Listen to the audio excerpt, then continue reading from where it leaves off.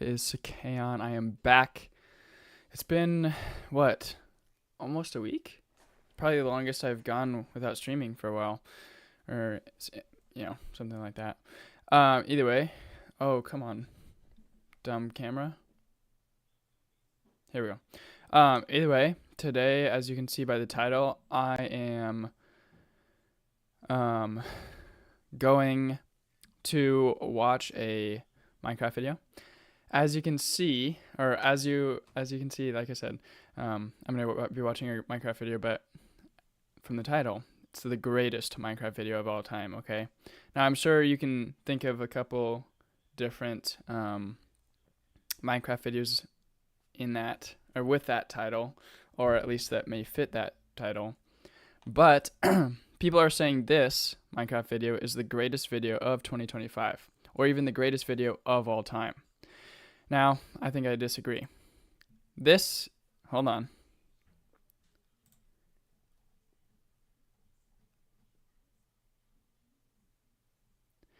Now, this is the video that everybody is talking about being the most popular video of 2025, or even the greatest Minecraft video of all time. Like I said, I disagree. I think the video you're about to watch me react to is actually the greatest Minecraft video of all time. And based on views, let's go down. I'm not the only one, okay?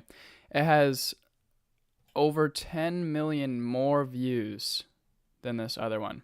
29 million views, this one. And this one has 41 million views, which is kind of crazy. So stick around to find out if you agree or disagree with me. And if you disagree, well, I appreciate you watching anyways.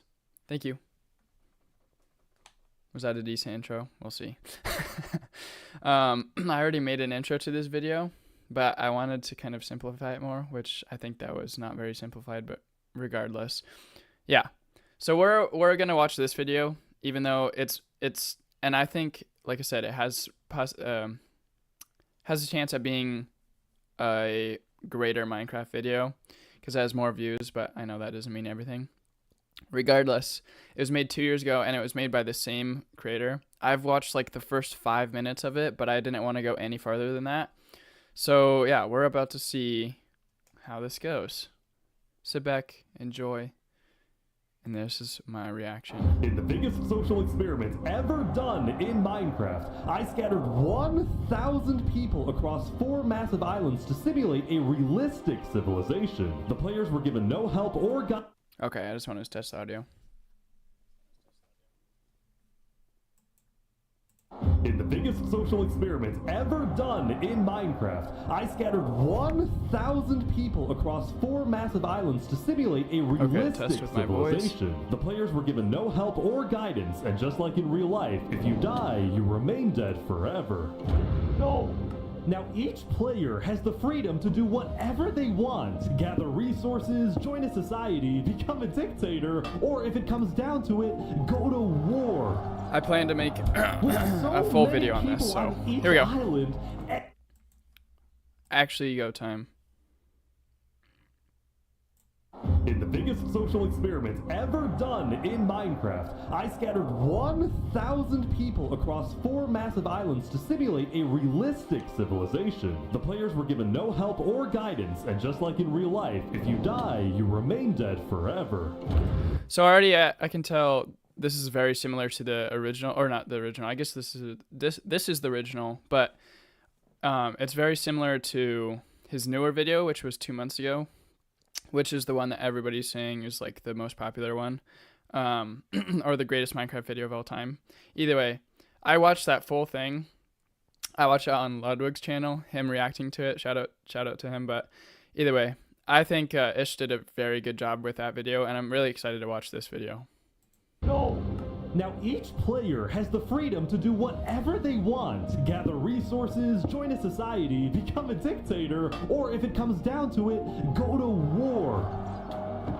With so many people on each island, anything can happen. But I can promise you one thing. This event ended up having the most entertaining story arc I've ever seen. You do not want to miss this. So pick a nation to root for and enjoy. Okay, he says pick a nation to root for, which there was 4 islands. And on the one that was 2 months ago, there was 2 islands. This one's a lot harder to say because they're a lot more even. Now, like I said, I've watched the first 5 minutes of this video, so you'll see how they differentiate, but let's see. In the video, I present to you the 1,000 player civilization experiment. The intro's very similar, just as good. Don't forget, if you want to participate in these videos, join my Discord server, and of course, subscribe to my channel. Alright, everyone ready to be teleported? Jump if you're ready. You can see it's kind of laggy, but I don't even know how you get all of these people here. Like, I watched a video about Mogswamp, kind of interviewing him, and he talks about so much of the kind of behind the scenes, like their application process and everything like that. It's so crazy. I'd say you should also watch that on Moreswamp, I think, and it's crazy. It's super cool. Oh, I'm in. On day 1, all 1,000 players were teleported to their islands, each its own biome. We had plains, desert, snow, and jungle. Okay, so this is what I was talking about before. This is kind of the only distinction between the islands: jungle, plains, desert, and snow. Now, just based on that, I think the best territory, I guess, to be in is either jungle or plains. I am rooting for jungle, but I just think that's kind of because it's in the middle. I think snow and desert are really hard, and plains maybe even too easy. So I'm gonna vote right in the middle and go for jungle.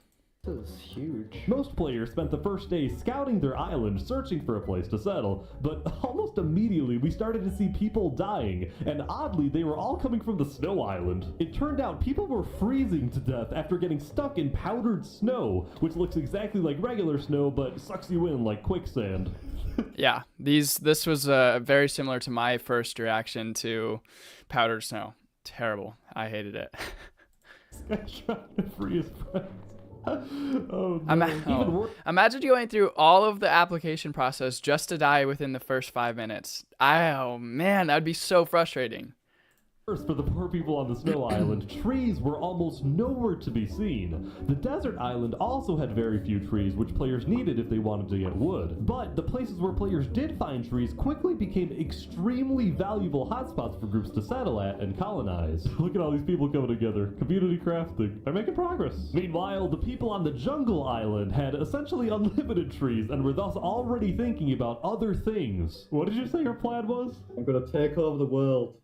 This is my right-hand man. Darbo. Hello, right-hand man Darbo. Don't talk to him. He doesn't speak. While having a lot of trees did seem like an advantage at first, many jungle people found the island to be difficult to traverse, given the immense amount of trees and the hostile mobs that would spawn on the surface due to lack of sunlight. Uh-oh. Uh-oh. The fear of traveling also... He just sits there, uh-oh. Like, I guess it's weird. I can't... Obviously, he could talk to them, but I wonder how the interaction between him and the players goes. Like, is it very often that he's there? I know briefly on Moreswamp's video, Mogswamp's second channel, he talks about how often the server was open for the video that was 2 months ago, and it was something like 2 to 3 hours every day for like a week or two. Or like 10 days, I think. I'm trying to stay away from spoilers because that video is fantastic, like I said. But yeah, so I wonder how this one went. Also made it more difficult for jungle people to talk with each other, since players could only read chat messages from people 100 blocks away from them or less. Although frankly, at least they didn't have to see what me and the admins were looking at. Lastly, we get to... Yeah, managing this, not even just setting up, like managing it while they're in this is must have been terrible. Like I was saying, like I cannot imagine the process. I will say again in More Swamp's video, they talk about how long this recent video came out or took to come out, and he said it was like 1 to 2 years of planning. Ish said that to Mog Swamp, and it's just 1 to 2 years just to upload one video. I mean, it's crazy. That's why everybody is saying that one is the greatest Minecraft video of all time. Like, I think it must have taken him so long as well for this video. So, like I said, I think this one has potential as well. The Plains Island, and boy was it different from the others.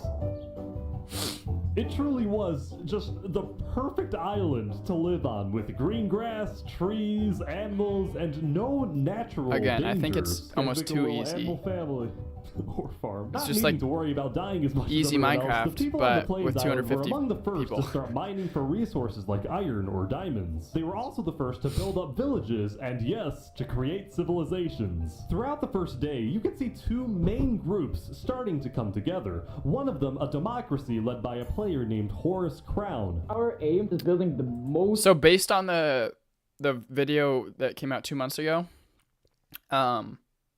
it seems, like I said, very similar. But I don't know if he put up borders in between all 4 islands, like the other video.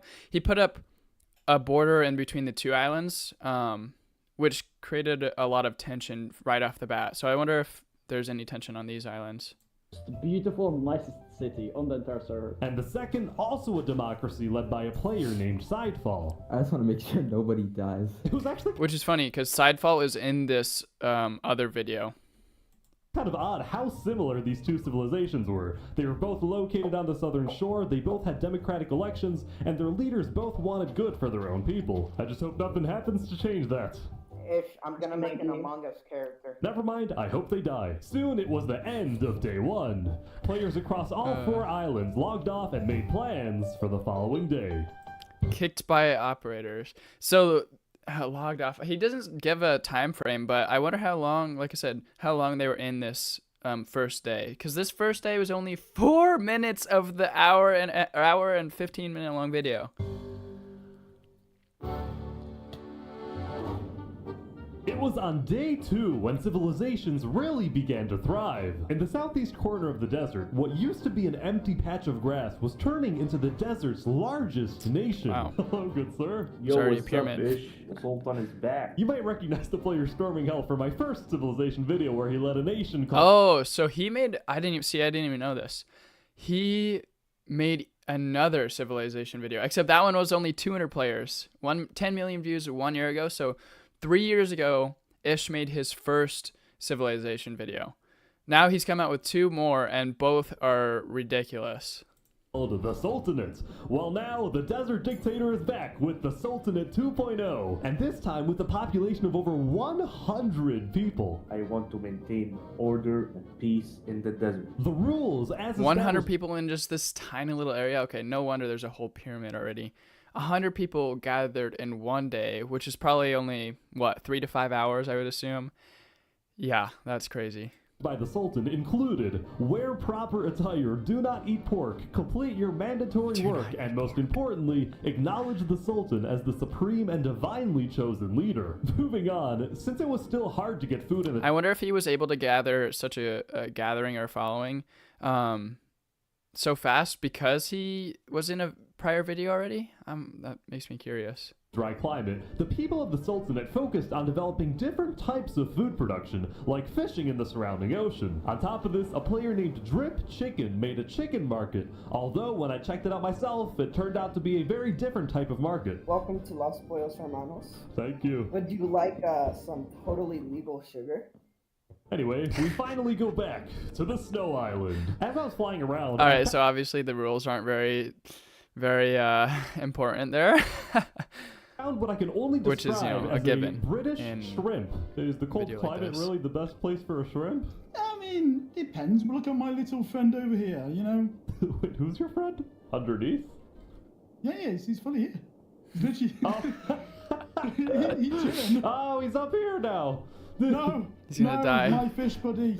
Please get back down. Despite the killer powdered snow and the occasional polar bear, the people on the snow island were actually doing pretty well building settlements together. Nobody was fighting because everyone had one common enemy, the harsh climate. That being said, it turned out that all of these snow settlements might be a bit more than just little communities. On day 2, rumor... I wonder, and this is something Ludwig wondered, I wonder if he gets, or with the application process, if he gets people that are particularly good at building. Like, some of these builds are really good. Like, I don't know if I could make a house that was, you know, just shown back here. I'm not going to be able to find it, but still. was getting out about a conspiracy that, despite them all being spread out across the entire island, a lot of these snow settlements were actually. I mean, but all some of them, I being guess, are just bricks.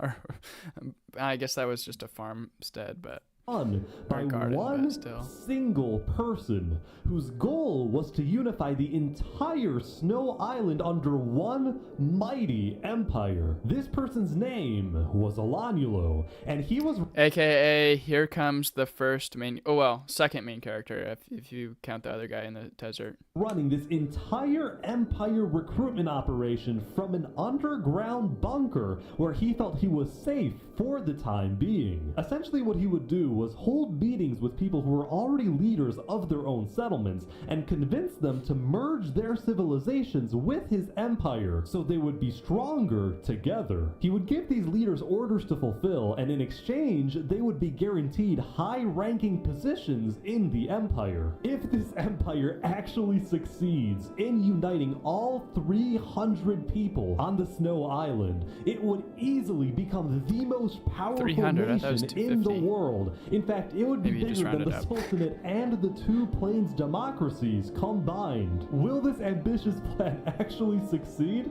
Let's see what happens in the following days. I'm a little bit surprised that he hasn't said anything about jungle. That makes my decision waver a little bit. That being said, I wonder, another thing I was thinking about, I wonder if they have to be harsh about what your names can be, like if that goes into the application process. Well,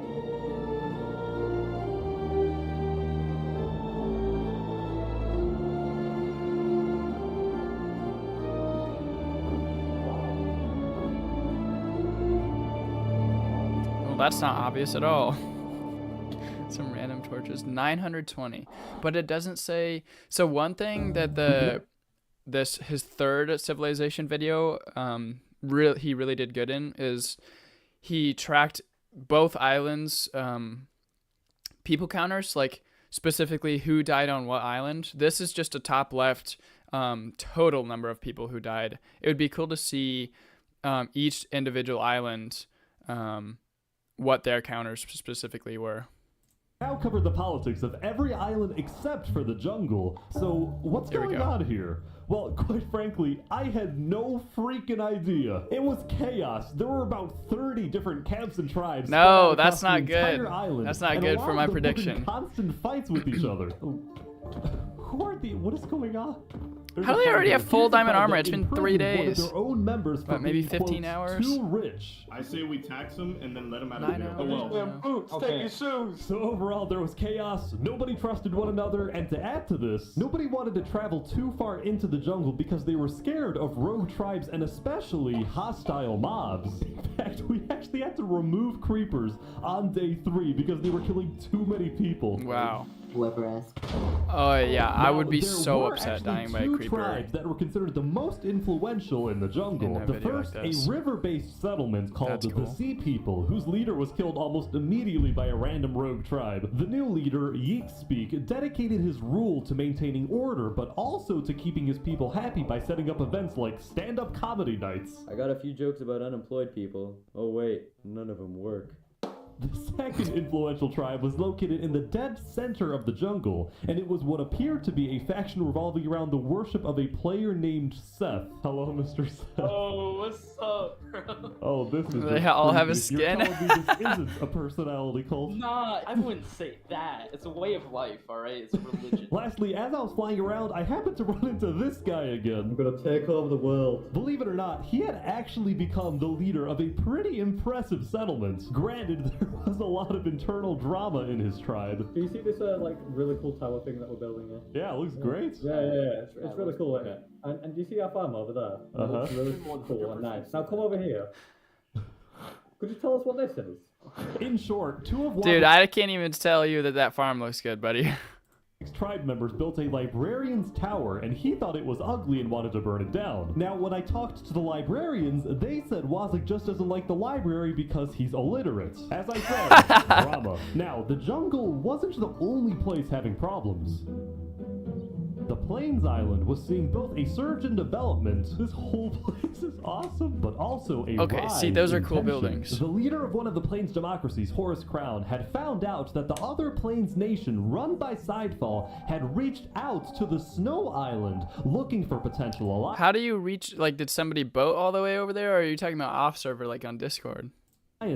Horus Crown did not like that Sidefall was reaching out to other islands instead of reaching out to him, so he quickly established his own alliance with two other Plains settlements, both located on the east side of the island, which would essentially cut off Sidefall's access to most of Plains in a war. Own alliance with two other Plains settlements, both located on the Look at that palm tree. Look at what is that? That's a massive, and that I didn't even realize both of those are massive builds. Like what?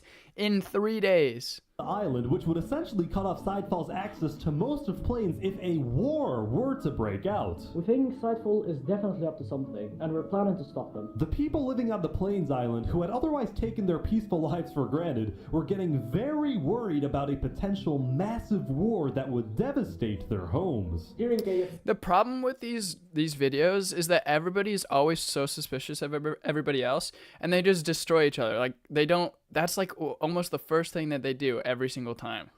We want family, not war. Meanwhile, on the desert island, the Sultan Storming Hell was not happy when he discovered that a group of mountaineers had made their home on the mountains surrounding the Sultanate. So, the two groups had a meeting to discuss this dispute over land. Why does the Sultanate have any more right to a plot of land? Simply, might makes right. We're stronger, so if it comes down to it, maybe stronger group win. People in the desert were starting to get worried about Storming Hell's tyrannical nature, so some of them moved to a quickly growing democratic nation on the other side of the island. Oh, what? I was not expecting him to be in here. So he's also in the third Civilization video. And he's like, no, I don't think that's a spoiler. He's like the main character. Ish even said it himself in the third Civilization. This was Theria, the name derived from the Greek word for freedom. I asked their elected president, Saps, about the Sultanate. Hopefully we can establish some peaceful relations for now. I mean, we're in the middle of a desert. Why fight, you know? Overall, each island had its own conflict. What? Like, that's so cool. The desert's Sultan dominance, the plains is a lot. I think throughout this whole video, I'm going to be just gawking at the builds. Science disaster, the jungle's total chaos, and the Snow Empire's takeover, at least one of these conflicts was bound to erupt very soon. Yeah, foreshadowing. And that conflict was Plains. 907. At the beginning of day 4, a propagandist told everyone that Sidefall was about to attack the Plains Island. Horus Crown called a code red, and everyone on Plains was freaking out, including these guys at the center of the Plains Island who built a tavern on a lake. That map is cool with the too. Bartender. Welcome to the tavern. I hope you can enjoy a nice beer, since it might be our last. So at this point, you're probably wondering, what was Sidefall actually doing? Well, it turns out Sidefall was just as confused as everyone else, since he had no plans to attack anyone. The propagandist had lied. I have no clue what these guys are talking about. I don't want to attack anyone. I don't want a civil war. You were framed. I can't believe it. So now, both sides were gearing up for a war over nothing but a miscommunication. And all throughout, Sidefall was desperately trying to reach out to the other Plains leaders, saying that he didn't want war. The other leaders doubted him, but they actually agreed to meet with him as long as they met on neutral ground. Smart choice. Whoever told you guys I want war is lying. Tell us the truth then. While they talked, Horus Crown secretly had undercover spies search Sidefall's entire village, but he wasn't aware Sidefall had someone else place a bunch of TNT under his village. Oh, brutal. But No, before Sidefall, things you went dummy. Too far. Folks, we have a peace deal. Yeah, okay, they're gonna have a peace deal, but then they're gonna have a peace deal, but then they're gonna find out that he planted a bunch of TNT. Why would he do that? By the thinnest of margins, crisis was averted. After talking, the leaders had made a peace treaty. I actually didn't get to see much of the meeting, but here's essentially what happened. Sidefall first apologized to the other Plains leaders for not being open with them, specifically about his relationship with the Snow Island. He told them he had only reached out to Snow in hopes to get on the good side of a player named A Freakin' Turkey, who was apparently Olanulo's second in command. The Plains leaders discussed their disagreements on foreign relations, Horus Crown preferring keeping alliances within Plains, and Sidefall believing in making allies on other islands. But they were able to put their differences aside. They banished the propagandist from the Plains Island, and at the end... Wait. What do you mean banished him? Like, it shows like that he got flown off the map, but what? He went to another island? That doesn't make sense. The four major Plains nations created a Great Plains Alliance. The Plains Island went from being on the brink of war to being the most united island of all. And it wasn't just Plains. Toward the end of the day, all four islands were prospering. From the people on Snow collecting resources and building together, to the people in the desert working on the Sultan's Build project, which was to create a massive holy city. Even the jungle was at peace at the end of day 4, since the remaining jungle people were just thankful that they were still alive. Soon though, it was the next day. But before we let people back onto the server, the admins and I decided to add a little something. Okay. That's smart. A fifth island in the center of the world, and we didn't tell the players that we did this. We wanted to see who would discover the island, how long it would take to find, and then what would happen next. So we started up the server, and the wait began. So obviously they are able to boat to other islands. That's probably what happened when that guy got banished. That being said, it's very interesting that they added a new island 5 days into the challenge. So we'll see what that means. Also, to mention something, I don't think in the third civilization there was any period of time where all of the islands or both of the islands were safe or were sturdy. So this is interesting. But meanwhile, we have to talk about the Snow Island. Hello, Turkey. Hello, how's it going? On day 5, the player A Freakin' Turkey finally gave me a full explanation of the mysterious Snow Empire, which I found out was named the Aculon Empire. Still fearing for his safety, the Empire's founder, Olanulo, gave orders entirely from his secret underground bunker, while his second in command, A Freakin' Turkey, carried out his orders and led the people on the ground. You guys have settlements across the entire island. There is a lot. Just know none of it was made by slaves. The Empire relied on strict order to maintain peace. It's now 200 that's good to mention. 100 citizens were each assigned a daily job like building, mining, or fighting, and whenever they were online, all citizens were required to be in 2 Discord voice channels at once, which I didn't even know was possible. Also, that's crazy. For one, like how big that Discord is, and for 2, yeah, that makes sense. I mean, they have to talk outside of this challenge. There's 1,000 people now, like 900, in one server. It's got to be managed, obviously by Ish and his team, but outside of them by the people that are actually talking on Discord. The Aculon Empire made it a point to document everything, including its list of members, its hierarchies, its physical landmarks. But what I found most impressive was the high-level operation going on in this seemingly regular building. This singular building is the richest place in the entire server. They called this the Quartermaster's House, and it was where the Aculon Empire not only collected and stored all its resources, but also distributed items using a complex request system, where, for example, a citizen asked for iron ingots, and then the Quartermasters decide exactly how much iron that citizen deserves, based on a detailed algorithm they developed. That's ridiculous. Not yet. Let's just say, if you tried to get in without permission, you're not gonna get a very nice welcome. And I kid you not, just a few minutes later, this player, Xelius, was caught trying to sneak his way in, and he was sentenced to a public execution to be held the next day. What? Out here, huh? As long as they don't take my squid, I'm a happy man. He's still. The Snow He's Island still with the continues to squid. be hyper-vigilant about criminals, but so were other nations, like the Desert Sultanate, which made an inescapable prison. He is surrounded by lava. Or Wazam That's even more Nation in the brutal. Jungle, which made a giant sand trap.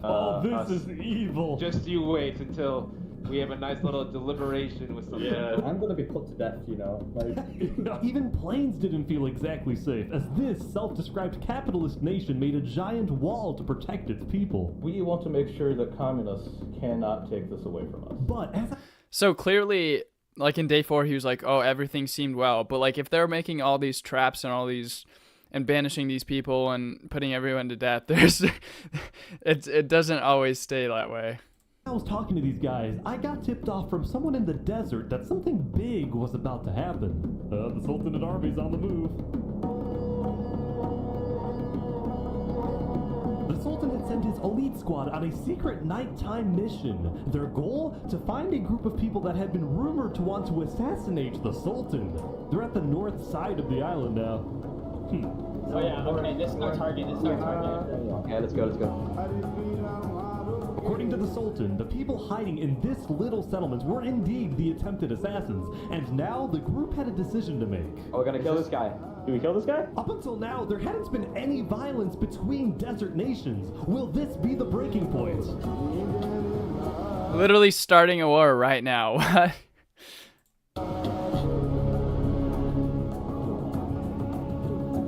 We are showing the desert that if you make plans to kill me, justice will come for you. The Sultan's elite squad spent the rest of the night raiding the settlement, but during their chase of another suspected assassin, they ran, literally, into a major dilemma. We know he's running to Theria. The guy they were trying to kill was running toward the democratic nation of Theria to get asylum there. The Sultanate is really about to roll up on Theria. Holy. This could cause a major conflict? But the Sultanate's army didn't care. They barged into Theria and searched every single house to find this one person, who ultimately ended up getting away. Meanwhile, the people of Theria were freaked out by the raid, but when they looked to their leader Saps for guidance, he was nowhere to be seen. He had fled. Eventually, I will say, Saps, even in this third civilization, seems like an ominous dude. I mean, I like him as a character, but he seems like he's always somewhere he's not supposed to be, or in the wrong place at the wrong time. the Sultanate's army left, but Theria was not going to forget this. 831. Yeah, quite a lot of people have died.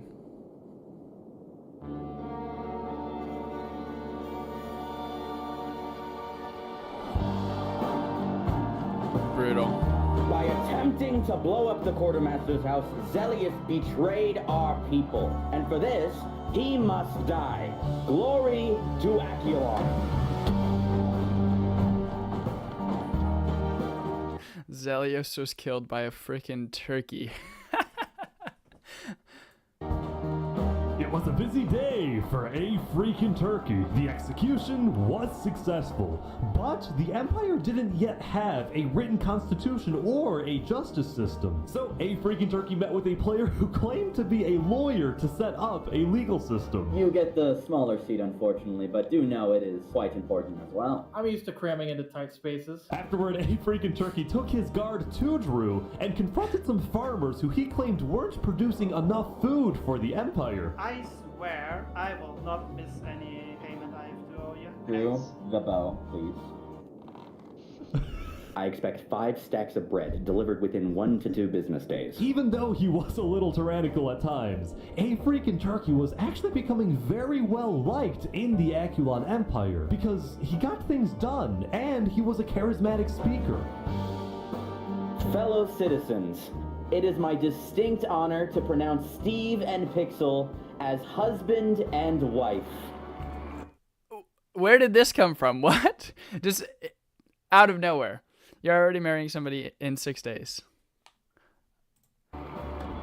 See, even though he was only the second in command of the Snow's Aculon Empire, many people were starting to view A Freakin' Turkey as a better candidate for leader than Alanulo, since most people in the Empire had never even seen Alanulo, given that he's been hiding underground the entire time, afraid of being assassinated. In fact, some of his own citizens weren't even sure he existed. While Alanulo ruled from afar, only talking with high-ranking officials, A Freakin' Turkey was considered a man of the people, someone who talks to everyone. In fact, A Freakin' Turkey had gained so much notoriety that leaders of other nations were starting to reach out to him for alliances rather than to Alanulo. So as a result of all of this, Alanulo was starting to get a little worried. Yeah, this will not bode well. Turkey knows that I created this empire and its entire political system, and as long as I am alive, I will be its only ruler. Why does he sound like that? He's so monotone. So, I will be its only ruler. Maybe that's why people like freaking Turkey more. Another ad? Really? Skip. That's very funny. Dude, I will say, Ish does so well, or Ish and his team do so well with music. Religion, we hold fast to it. Here on the Jungle Island, things haven't slowed down one bit. Amidst the chaos, this small group had made a monkey religion, and their goal was to build the biggest tree in the entire world. Dang. The monkey never stops.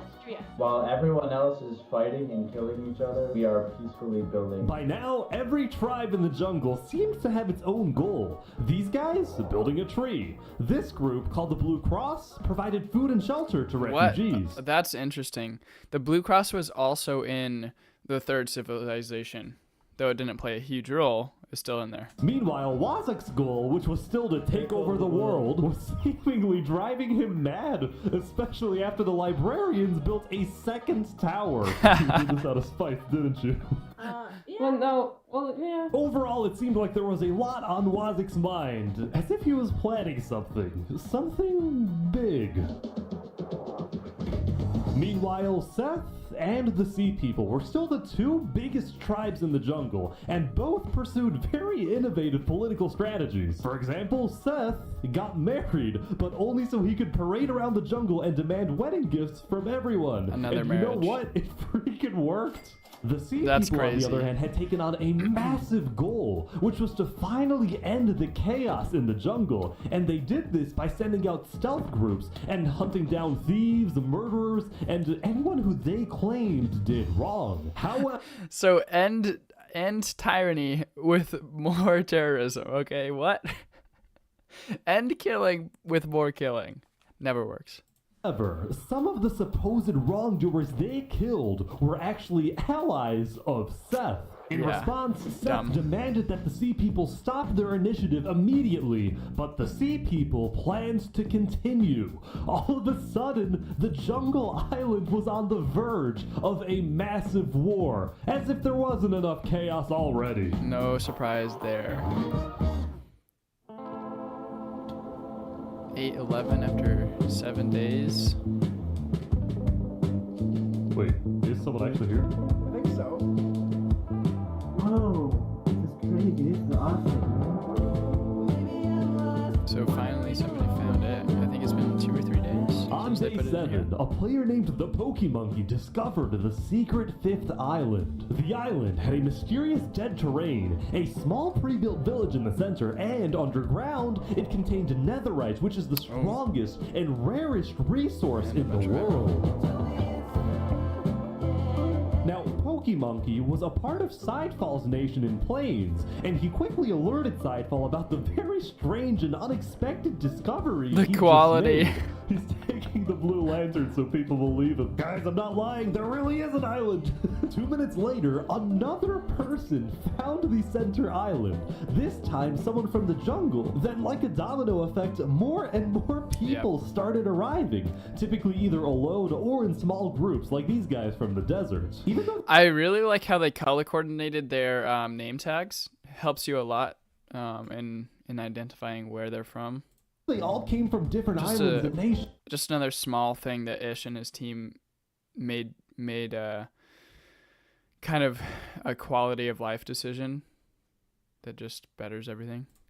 Nobody was fighting. Better. In fact, they seemed to be forming friendships and simply admiring this new mysterious place. He's saying this is amazing. Quickly, word began spreading across the world that there was a 5th island, and about 30 minutes into day 7, basically everyone knew. It was crazy 30 how minutes. fast everyone found out. Now, some nations were hesitant about visiting, believing that the island was some sort of trap, while other nations like the Aculon Empire sent out large exploratory groups to investigate the island. So Aculon is here, but instead of mining for netherite, they're taking the wool from the tents. Oh, they don't have sheep in the snow island. That makes sense. Something I found interesting was that no nation... How does day and night work, or like sleeping work? Does it... I know Ish talked about most of the time he set the time roughly at a daytime, but with mobs and whatnot, like materials that they need from mobs, how does that work? It's interesting to think about. Not even the Snow Empire had the courage to publicly claim the center island as part of their nation, as their territory, probably because it would result in conflict with other nations, which be a problem. Was my secret intention when adding the island, that it would cause some type of war. But it didn't cause a war, or maybe just not yet. Yeah. That's funny that Ish admitted to that. That's why he added it. Meanwhile, I present to you the story of Los Pollos Hermanos.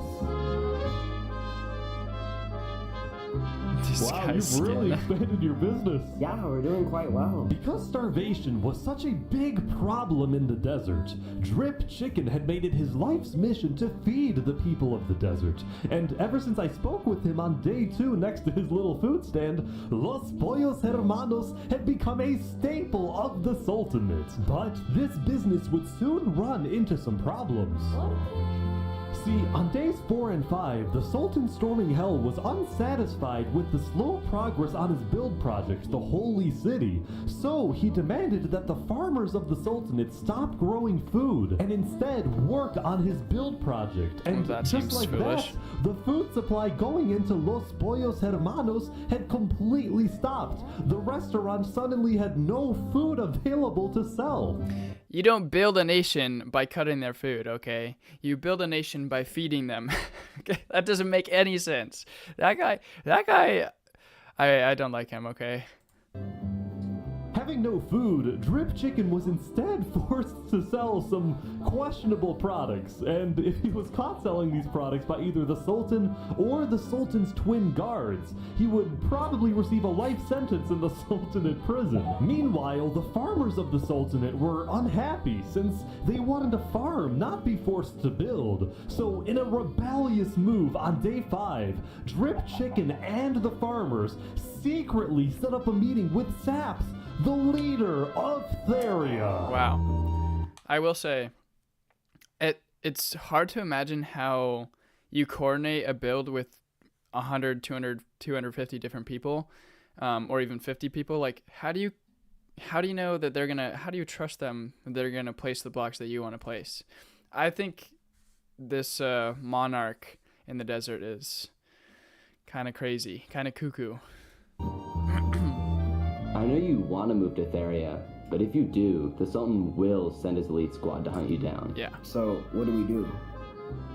Go to Plains or something. There's about to be chaos in the desert. And Saps was correct. There was about to be chaos in the desert. For reasons he couldn't tell the farmers just yet, but he did tell me. You know who Davert is? Yeah, I think so. He's one of the twin guards, right? He's about to leave the Sultanate and join me. Oh, what? Really? The two people the Sultan trusts the most are his two twin guards, the brothers Davarit and Zamza, but one of them had grown tired of the authoritarian and warmongering ways of the Sultan. So Davarit had reached out to the leader of Theria, and together they created the single craziest plan I have ever heard, and this was it. First, Davarit leaves the Sultanate to join Theria. Next, the Sultan finds out about the betrayal and sends his elite squad to kill Davarit.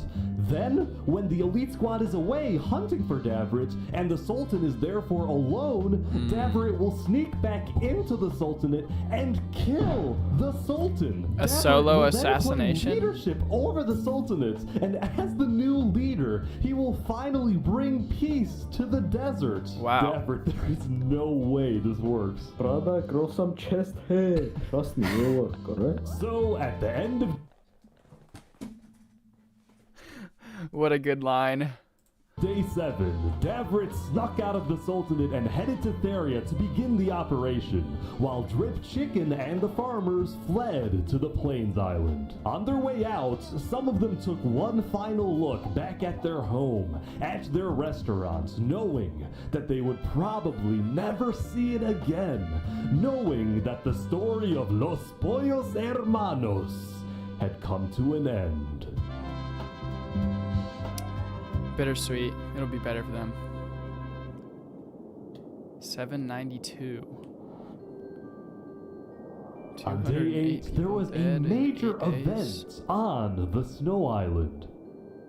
For the first time ever, Emperor Olanulo had come out from his underground bunker. He had summoned the entire Snow Island to the Aculon Castle so he could publicly be crowned as the leader. Wow. Before the coronation, all high-ranking officials were required to provide Olanulo a gift. I present to you a high-quality pair of premium brand sneakers. Thank you, Applewood. I, Baron Saul Goodman, give you this present, Lord Olanulo. My presence is your present. After the gift, Olanulo asked his second-in-command, A Freakin' Turkey, to make a speech affirming Olanulo's undisputed leadership. My friends, the Aculon Empire is the strongest nation in the world. Not because of one leader, but because of all of us. Thank you, Turkey. At the end of the ceremony, Olanulo asked all of his citizens to follow him out of the castle, down the main path of the Empire, in a symbolic move meant to showcase the unity of the Snow Island.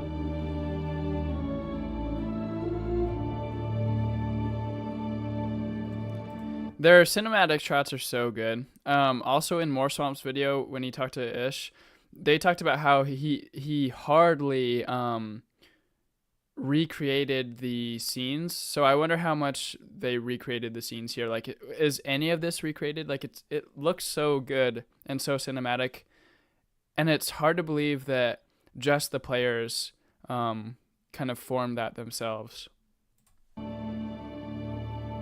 But this image of unity was only a mirage. There was a lot of discontent building within the Empire for many reasons.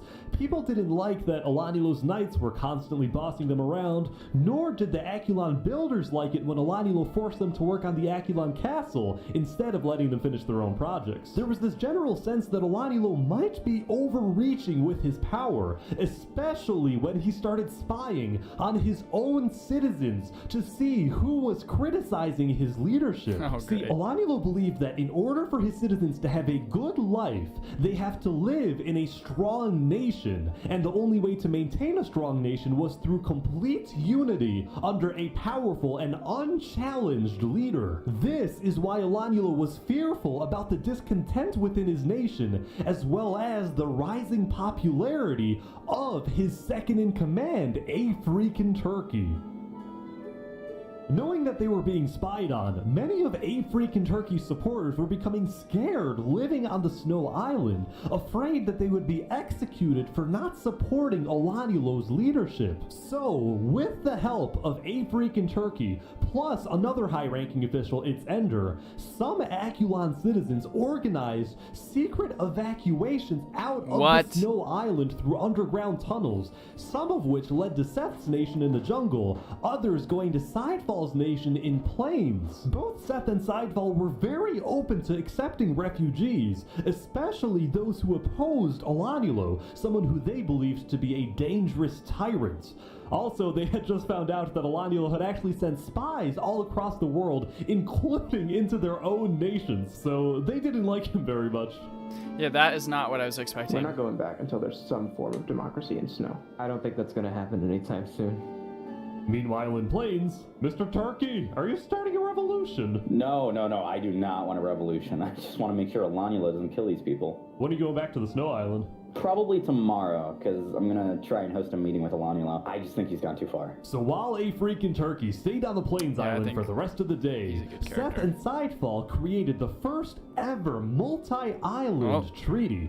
This treaty not only established Seth and Sidefall as allies, but it also declared their nations refugee states, ones that are willing to accept all people fleeing from dictatorial regimes like the Sultanate or the Akulon Empire. As for A Freakin' Turkey's position in the Akulon Empire, he was still technically the second in command, but it was only a matter of time before Olanulo finds out about the missing citizens, and then it's very likely that Turkey will be stripped of his position, or be kicked out of the Snow Island entirely and become a refugee himself.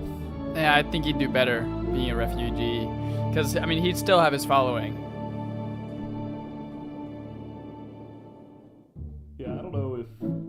Wait, is that a basketball court? On day 8, the center island was getting a lot of visits from curious players, and instead of fighting each other, everyone was just kind of hanging out and doing their own thing. Look at me. Don't question me. Later that night, some adventurers started terraforming the dead terrain, making it green. This actually looks not bad.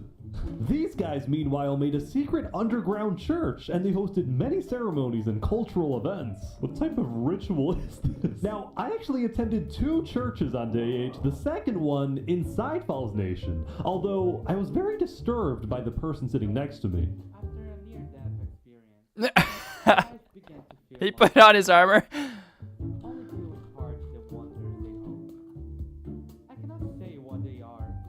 She looks back. He's like, what? He just got put in jail. He got put in jail for being naked at church. The Plains Island received an unexpected visit from the Akulon Empire's state-sponsored journalist. I'm with the news.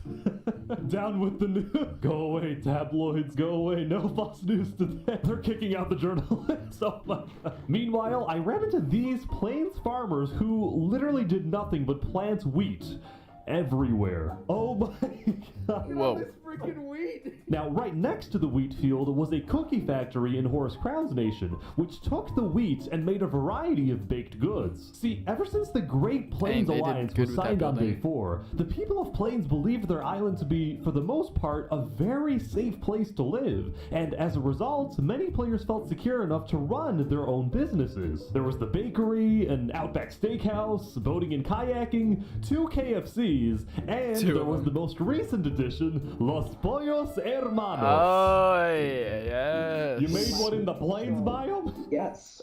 Expansion. Claiming refugee status, Drip Chicken and the Sultanate farmers received citizenship in Sidefall's nation, where they were able to rebuild their famous restaurant, and the people of Plains welcomed the refugees with open arms. The only person who wasn't happy was the owner of KFC, who now had competition. No. Anyway, when word got out in the desert that Drip Chicken and the farmers had fled the Sultanate, as did Davrit, desert, many loyalists in the Sultanate were furious with these betrayals. While the Sultanate was still the second most powerful nation in the world, the first being Akulon, these betrayals of the Sultanate hurt the Sultan's public image, and he feared being seen as weak by the world and by his own people. So predictably, the Sultan sent his elite squad out into the desert to try to find and kill both Davrit and Drip Chicken. But instead of staying home, that's exactly what they wanted. This time, the Sultan traveled with his that's not squad. what they wanted. This threw a wrench into Davrit's assassination plan, and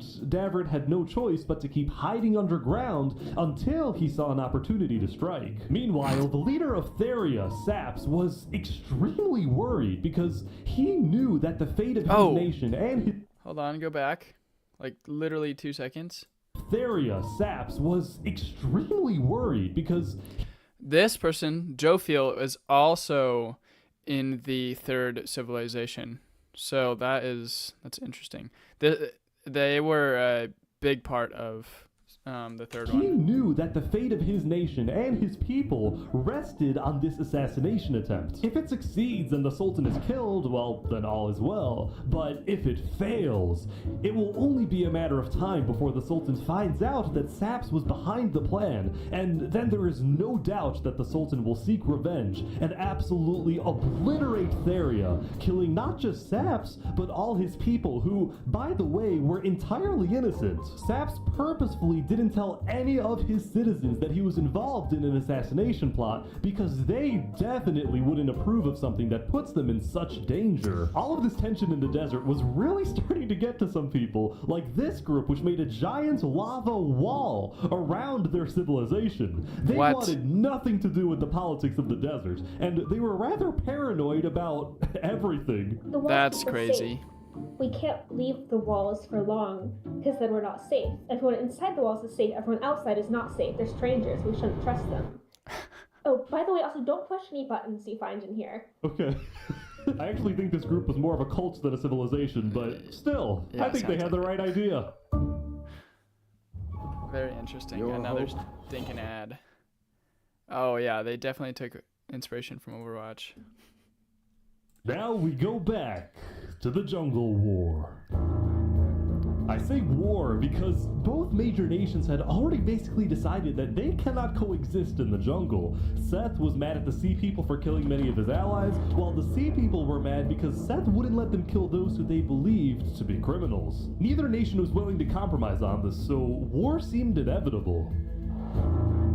However, because Seth had also recently formed an alliance with Sidefall from Plains, a war between the two jungle nations would likely cause Sidefall, as well as the rest of the Plains Island, to join the battle, thus turning... World War I in Ish's second civilization map video. This into an actual world war. So, given that the stakes were so much higher now, both sides agreed to have one final meeting to maybe work things out. It was Wazak who quickly offered his nation as a good neutral location for the meeting, and he was quite enthusiastic about hosting.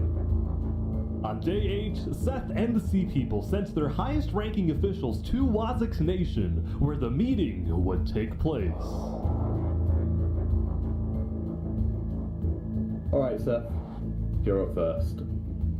I think the Sea People are killing people for a lot of irrational reasons. So, as an example, right? They had 5 stacks of cookies taken from them. That takes like 3 minutes to get, bro. And he's like, I don't think you should murder someone over there. We requested he give it back, and he basically said no, so he was put on KOS, and we killed him. So that was exactly what Seth just said. Let me add some context.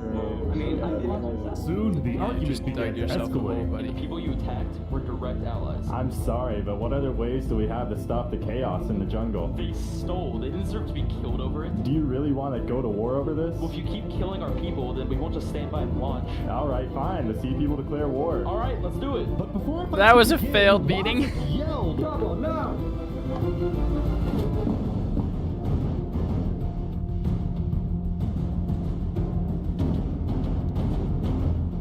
Dang! No wonder. No wonder he was so enthusiastic about everybody meeting.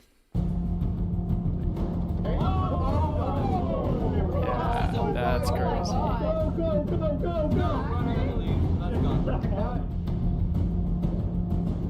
Wazik had just killed 7 people using his sand trap before getting away. Seth and the Sea People decided to put their war on hold and declared a unified worldwide manhunt for Wazik. Oh, Everyone gosh. was confused about why Wazik did this, but then I remembered something Wazik had told me the day before. Listen, if the war breaks out, I have a plan to stop that. Really? How? Oh, you'll see, my friend. When Seth and the Sea People declared war on each other, Wazik decided to use his sand trap and make himself the villain, so that the entire jungle would make peace to unite against him, therefore actually preventing a world war. What a guy! What a guy! What a plan! Hiding underground.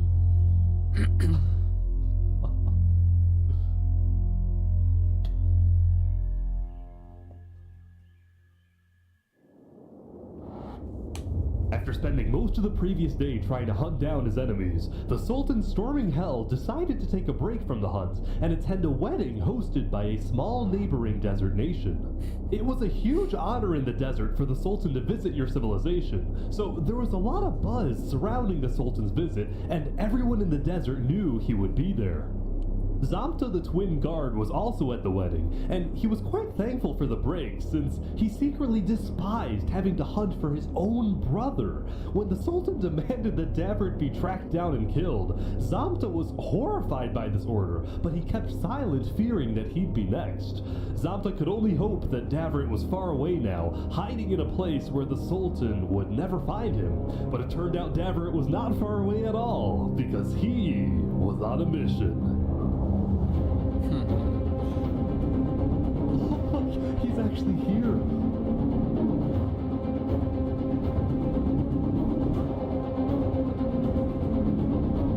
Davert was coming to kill the Sultan, but he had to be sneaky because the Sultan was guarded by his elite team. The plan was to catch him and his team off guard since it would only take a few hits to kill him. I'm so nervous right now.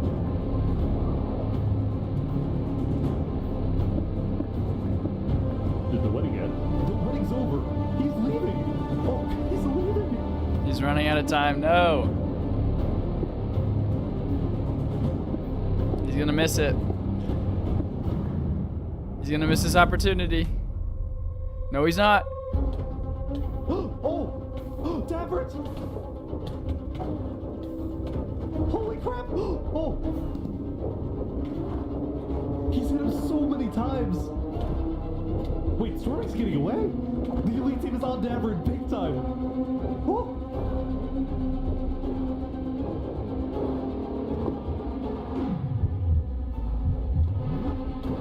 Oh, he's getting close. He's getting close. Oh, he turned around. Holy crap, everyone's here. This is insane. No, he's gonna die. He's gonna die. No.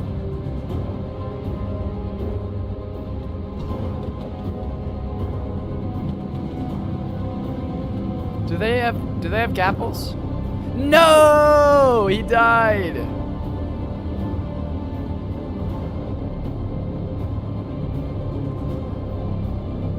Yeah, that's not good for Saps.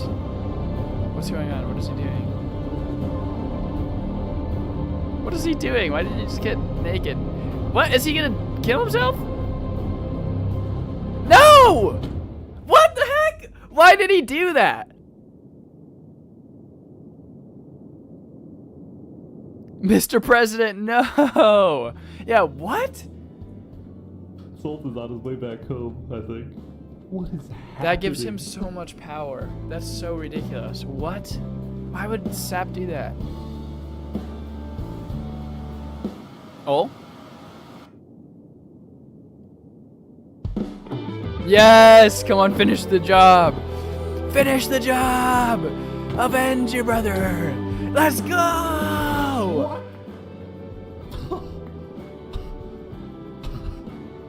Oh boy. What is this? Angry about the Day death 9? of his brother Davrit, Zamta betrayed and killed the Sultan storming hell in what he called an act of revenge. All of a sudden, within the span of a few minutes, storming hell, Saps, and Davrit were all dead. Both the Sultanate and Theria were without a leader, and the desert island was in a state of total confusion. Day 9, a whole island pretty much falls apart.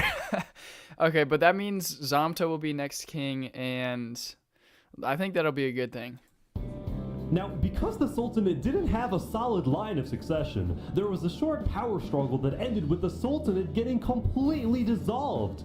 On day 9, the second most powerful nation in the world had fallen, and most of the Sultanate's citizens ended up fleeing. That being said, it wasn't totally the end. Some who were still loyal to the late Sultan decided to form their own militias, whose only goal was to track down Zamta and avenge the Sultan. We are called by our divine leader to kill the dirty traitor, mashallah. Theria, on the other hand, didn't dissolve and instead elected a new leader, a player named Jophiel, who was well liked and trusted in the community. Still, the people of Theria would continue to live in a state of fear, afraid they would be invaded by one of the new desert militias. Also, they would never find out why their founder Saps jumped off the Therian tower, which he did because of guilt. After he saw Davrit die, Saps believed that the Sultan would invade and destroy Theria, and he felt too ashamed knowing that he would be responsible. It was only thanks to Zamta that the invasion didn't happen. That's just not the way to go out, dude. Why would he do that? That's not the way. Another MMO? Skip. The death of the Sultan sent shockwaves throughout not just the desert, but the whole world. Many nations went on lockdown, including the Akulon Empire. While they technically weren't allies, Emperor Alanielo had always admired Sultan Storming Hell's strong authoritarian leadership. So after the lockdown, Alanielo sent his diplomats to the desert to offer support to the Sultanate militias. At the same time, on the Plains Island, Drip Chicken of Los Pollos Hermanos was watching the desert from afar, and he was worried about these rumored desert militias. Because Drip Chicken was from the desert, he was able to educate his customers in Plains about the politics of the desert, and after Saps' death, he encouraged Sidefall to send diplomats to Theria quickly, and Sidefall did just that. On day 9, Theria officially joined Seth and all the Plains nations in the refugee state contract, and what originally started as a simple refugee agreement between Seth and Sidefall had now turned into a worldwide alliance called the Alliance of Democratic Nations, or put simply, the Allies. Wait. In day 9, so much has happened. 3 leaders just died, pretty much. Well, Davardi wasn't a leader yet, but 3 major people died, and then 3 different islands just converged. What?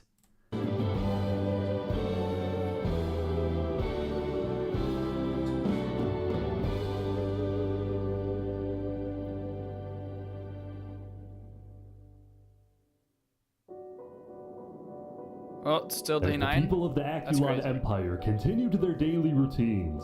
The highest-ranking officials of the Empire gathered to discuss the new existential dilemma they were now facing. The Akulon Empire had always been the most powerful nation in the world, and it still technically is. But when adding together the populations of all the states in the Democratic Nations Alliance, it is the allies that have more people overall. This made Akulon officials extremely worried. They saw this as the first legitimate threat to the regime. Alanielo agreed with this view, but at the moment, his attention was on another problem entirely. The problem known as A-Freakin' Turkey. Oh, he's a good guy. Turkey's rise to popularity had always bothered Alanielo, but now this conflict was at an absolute breaking point because yesterday, one of Alanielo's spies caught A-Freakin' Turkey helping Snow citizens flee the Empire. Fleeing or defecting was strictly against Akulon law. Alanilo's spy also saw A Freakin' Turkey hanging out with not just Sidefall, but nearly all the major Plains leaders, which made Alanilo think, is A Freakin' Turkey planning something? Is he secretly working with the Allies? Is he about to orchestrate a full-scale revolution or an invasion of the Aculon Empire? These were all questions that Alanilo was wrestling with, and the more he thought about it, the more he convinced himself that A Freakin' Turkey was probably committing some sort of treason and needed to be stopped. Yesterday, A Freakin' Turkey had reached out to Alanilo for a meeting, and today, Alanilo accepted this request, but with a few conditions. 1, this meeting takes place at the Aculon Castle. 2, Turkey comes alone. And 3, the meeting takes place not today, but tomorrow, because Alanilo needed some extra time for his builders to finish a certain project located on the top of the Aculon Castle. Nobody knew why or what the strange-looking tower was, but Alanilo insisted it be completed by the time Turkey shows up. What? Tomorrow is certainly going to be interesting, so make sure everyone's ready. Lastly, later in the day, Alanilo sent diplomats to establish alliances with both the desert militias and with the sea people in the jungle. Alanilo appreciated the sea people's value of order, and he promised that he will help them stop the chaos in the jungle and help them catch their #1 most wanted criminal, Wazuk. The Sea People accepted this alliance, but they ended up not needing Aculon's help because late into day 9, Wazuk decided to turn himself in. Oh, okay. Dude, Wazuk's a good character too. He's about to be executed. A guilty conscience, perhaps. Nah, he's just dumb, or he's just done hiding in a hole. He's just bored. That tree's cool. Alright, Wazuk, I understand you have a prepared statement. You may now read your final words. Yes, thank you. Hello everyone, it's your old friend Wazuk. In the beginning, I wanted to rule the world. But I've made some bad decisions. And now, it's my time to go. You killed innocents. Not making speak. If there's one thing I've learned, is that time can never be your trusted friend. Yeah.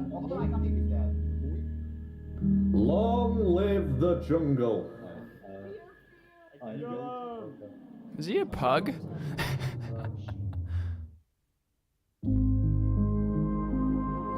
Brutal. A moment of silence for him.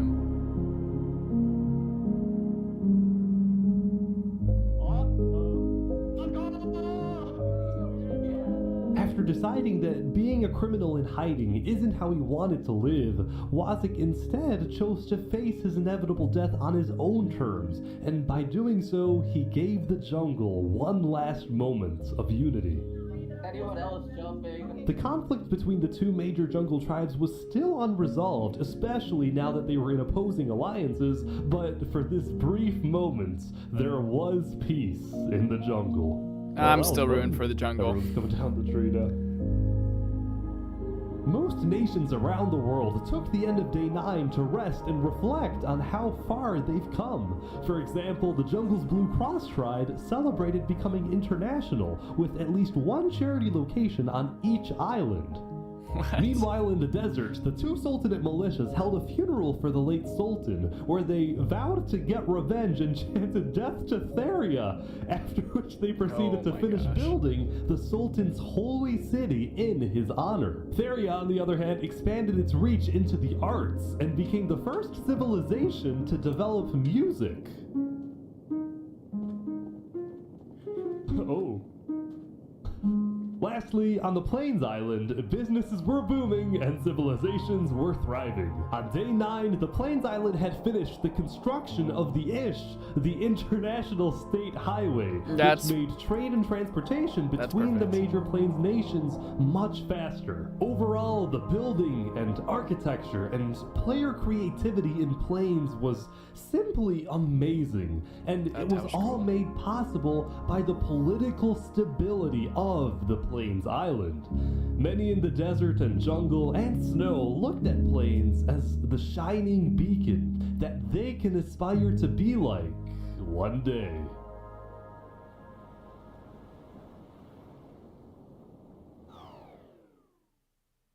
Oh, great. What's going on? As the end of the day approached, A Freakin' Turkey returned to the Plains Tavern after spending the day traveling around the world, visiting civilizations in the jungle, the deserts, and of course the Plains Island. During many of his visits, he was very surprised when he found out that most people from these foreign nations not only knew about him, but admired him. This was because rumor had spread about his disobedience to Alaniulo, and as a result, he had earned a worldwide reputation as the savior of refugees, the honorable rebel, the man who stood up to the emperor, and everywhere A Freakin' Turkey went, he was welcomed with open arms. By the way, the main character? For that. Yeah, I heard there was a comedy show here. You should have called me over. When it came to the Aculon Empire, the truth was, A Freakin' Turkey had no intention of causing any type of uprising or revolution. In fact, he was strictly against the idea, knowing just how devastating a major war would be. But he did want change in the Empire. During his prolonged stay in Plains, he had seen what freedom and democracy look like. He had come to regret his more tyrannical actions in the early days, and he now envisioned a reformed Aculon Empire. His new dream was to bring democracy to Snow, bring freedom to the people of the Aculon Empire, and make the Snow refugees feel safe to come back home. I might just be overly optimistic, but I think we can achieve world peace. Okay. Is he gonna kill Turkey is Alaniulo? able to convince Alaniulo to convert the empire from a tyrannical dictatorship into a free democracy, and then the Aculon Empire ends up joining the Allies, then world peace wouldn't just be a far-fetched idea for wishful thinkers. It would actually happen. With this massive goal in mind, A Freakin' Turkey prepared for tomorrow for his big meeting with Alaniulo. Nah, I don't think it goes good. I don't think for 1 second that goes good. Also, Day 9 single-handedly carried this video. So much happened in Day 9, dude. Also, by 10 days in, 730 people left. Just remember everything we talked about. So much happened in Day 9. We'll be watching. Before A Freakin' Turkey took off for the Snow Island, he had met with the 4 major Plains leaders one last time to tell them what he hopes to achieve in his upcoming talk with Alaniulo. The Plains leaders were pessimistic. See, when they heard about Alaniulo's strict conditions for the meeting to take place, they suspected that this was going to be the meeting where Alaniulo removes Turkey from his second-in-command position, or worse, puts Turkey in Aculon's prison. Yeah, I can see that. Whatever happens today, the Plains leaders promised Turkey that he has the full support of the allied nations. Even if they can't attend the meeting, they will be watching and will do whatever they can to help him. Dude, the cinematography in this video is so good. Ish did so good with this video. There we go, Turkey is now back on the Snow Island. I think he's going to the meeting right away.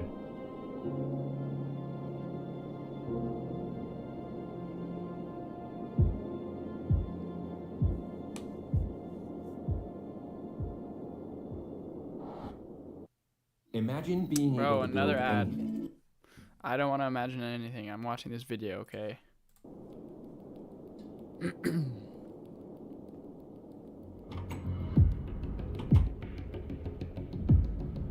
This is weird. Turkey's been at the castle for like a few minutes now, and Alaniulo's nowhere to be seen. Oh, he's right here. He's on his way. This is ominous. Dramatic.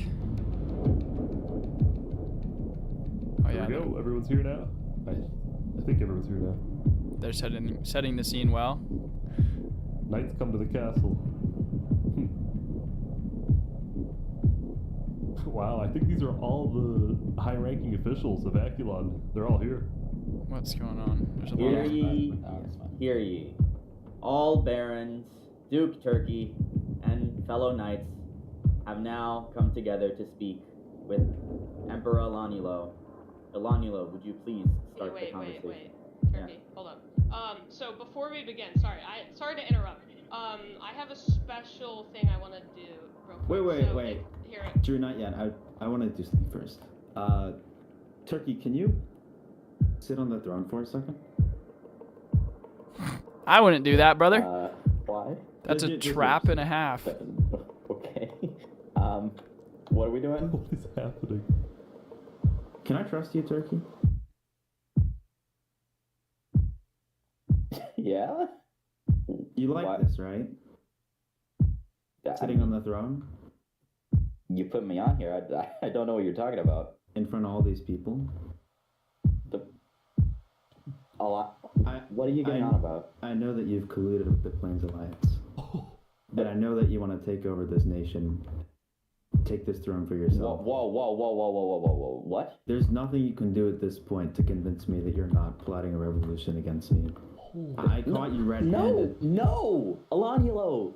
Yes, I've talked with Plains. I've also talked with Desert and Jungle. I am a diplomat. And I'll tell you this, all those people that I talked with will become our allies the moment we turn this place into an actual democracy. Why are you secretly leading people off my island? Because they thought you were going to kill them. Mm-hmm. And to be honest, so did I. So that's the point of this meeting. You want to get rid of me?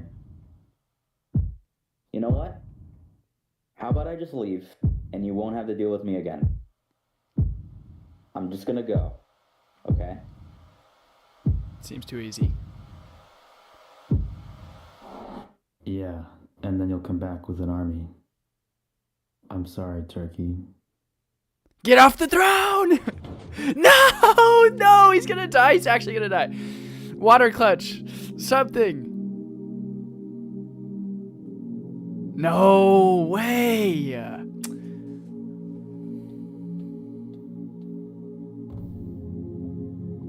Bro. Not what I wanted. Wow.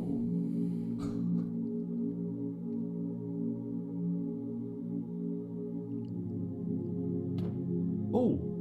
Whoa. Wait. Spider was also in the Third Civilization, by the way. They're killing Turkey's supporters. They're hunting down his supporters. Bro, as well. This is so messed up. This is crazy. Like that, there was a purge on the Snow Island, and many of Turkey's supporters were killed.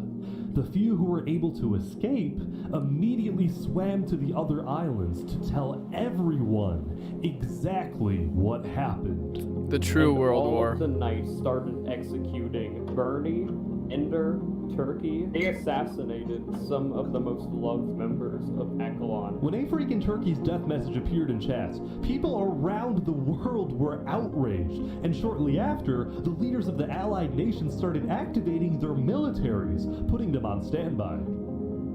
Turkey once visited Los Pollos Hermanos. I'm giving the army chicken for 50% off to make sure they're ready for battle.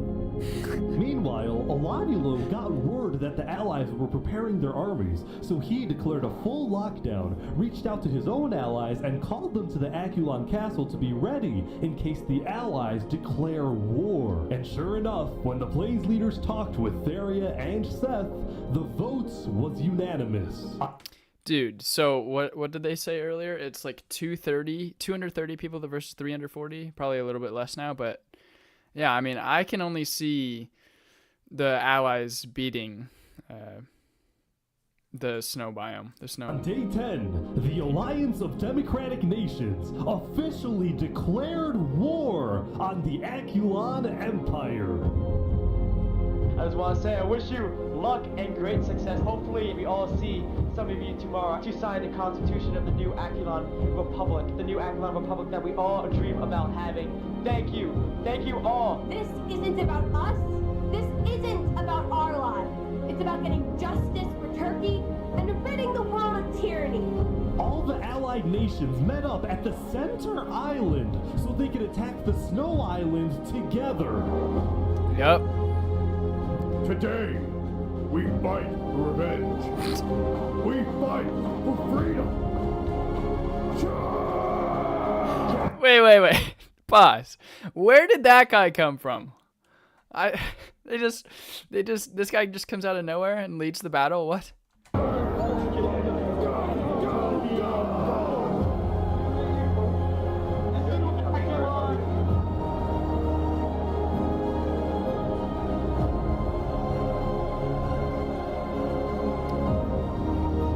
Good finale coming up. Here we go. But little did the Allies know, Alanielo had set a trap.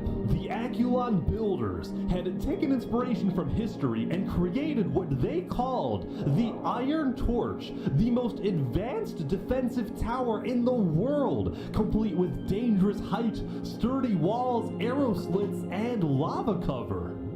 Oh, they built that so early too. They built that so early. Like they knew this was gonna happen. They're here.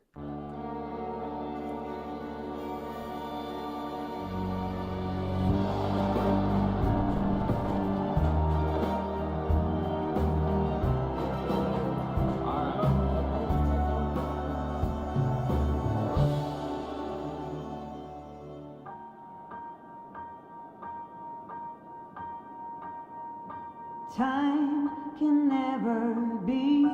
Oh, I hope this isn't copyright. Friend or your sworn ally. No, it's the harshest mistress of all. Bro, this is so hype. Ish, you guys did great. And life is just a chain of moments spent, 1,000 hellos and goodbyes. Maybe a love like ours can lead out its call.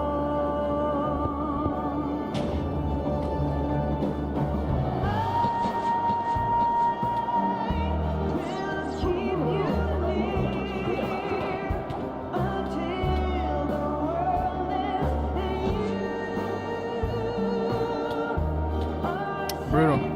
Oof. Ish fan.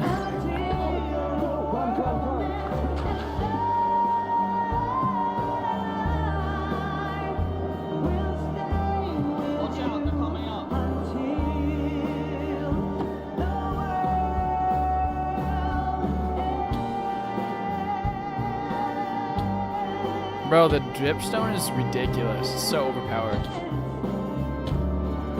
No, Zamta.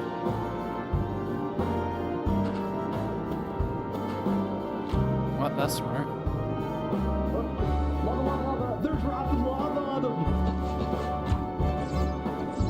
What's up, please, now? Keep going. Ah, pause. I hope the Ice Nation loses. I do not like the Ice Nation right now.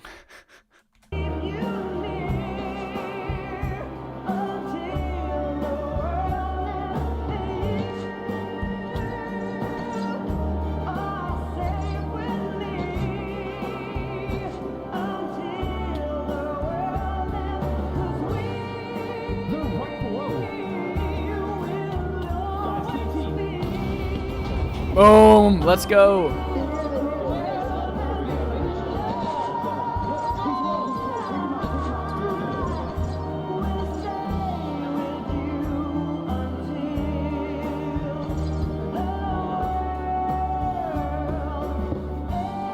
Yes! Props to him, honestly, for fighting with his nation. But let's go! Does that resolve everything? Alanielo died? What? Alanielo died!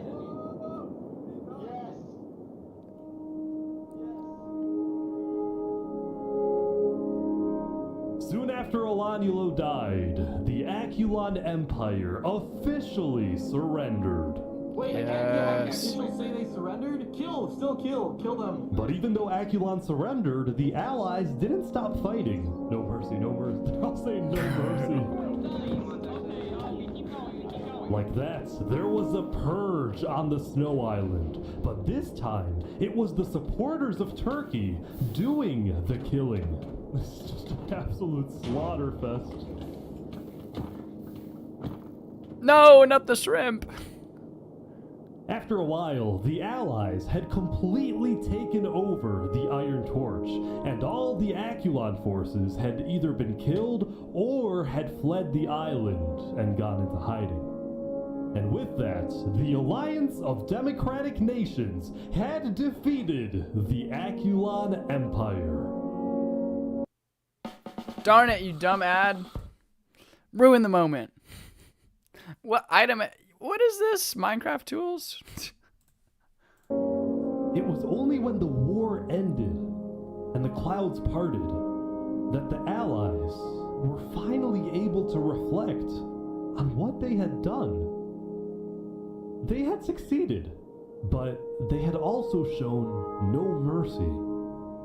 When their enemies surrendered, they continued to be ruthless and thirsty for blood. It was as if they had become their enemy. As the Allies each safely returned to their homes, now with a clear mind, many of them felt regret.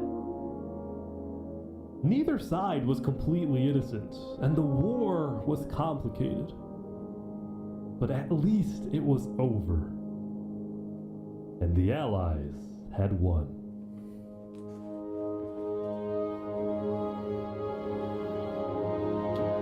$730 to 502 people. No. Hold on. 730 to 500 people. That is crazy. When their enemy... I bet, guys. 730 people to 502 people in one day. Or I guess it says days later, but that's crazy. Over the next few days, the people of Plains, Theria, Seth, and a few smaller nations created a world alliance with a massive parliament building on the center island where world leaders met to discuss the affairs of their nations and, most importantly, to keep the peace. Can I just say that's so cool? Like, what? Dude, the players have built very good, like, impressive. And the first order of business was pardoning the few living players who fought for Aculon so they didn't have to live in hiding. Meanwhile, the snow refugees were able to move back to the Snow Island and create the new Aculon Republic, putting democracy in snow. They also tore down the remains of the Iron Torch and put in its place a graveyard honoring all who died in the Battle of Aculon. And overlooking the graveyard was the man, or Turkey, who inspired them all. That's epic. What the heck? That's so cool. See, did they decide to do that, or did Ish and their team like say they should do that? Like, that's so cool. I don't know. It just seems like such a good ending. And so, the jungle went back to hosting comedy shows, the desert went back to pursuing the arts, and Drift Chicken went back to running Los Pollos Hermanos. Hey. After all that happened throughout the days, things were finally settling down.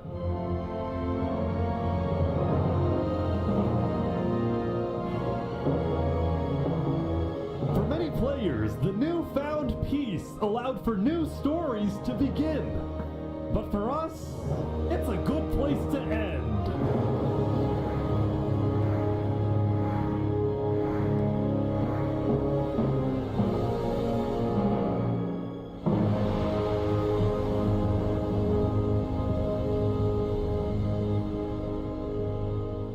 Bro, Ish, and your team, you guys did so good.